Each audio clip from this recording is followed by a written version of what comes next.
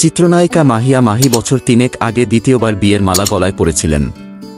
২০২১ সালের ১৩ সেপ্টেম্বর গাজীপুরের রাকিব সরকারকে বিয়ে করেন তিনি। তাদের ঘরে ফারিস নামে ১ বছরের একটি পুত্র সন্তানও রয়েছে, কিন্তু এ বিয়েটিও টেকেনি মাহির। গত ১৬ ফেব্রুয়ারি মধ্যরাতে নিজের ফেসবুক আইডিতে ভিডিও পোস্ট করে রাকিবের সঙ্গে বিচ্ছেদের ঘোষণা দেন মাহিয়া মাহি।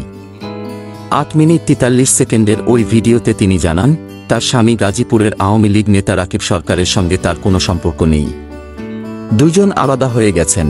খুব দ্রুত তাদের বিবাহবিচ্ছেদের আনুষ্ঠানিকতা শেষ হবে। তবে কিছুদিন আগে মাহির স্বামী রাকিব সরকার একটি গণমাধ্যমকে বলেছেন, তিনি মাহির সঙ্গে সংসার করতে চান।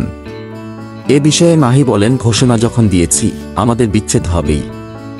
বিচ্ছেদের তো একটা আনুষ্ঠানিকতা থাকে, সেই কাজ চলছে। শিগগিরই বিচ্ছেদের চিঠি চলে যাবে। রাকিবের কাছে ফেরার প্রশ্নে মাহি বলেন, শুধু এই বিচ্ছেদ নিয়ে নয়, আমি যখন কোনো সিদ্ধান্ত নিই, অনেক সময় নিয়ে যাচাই বাছাই করেই সিদ্ধান্ত নিই।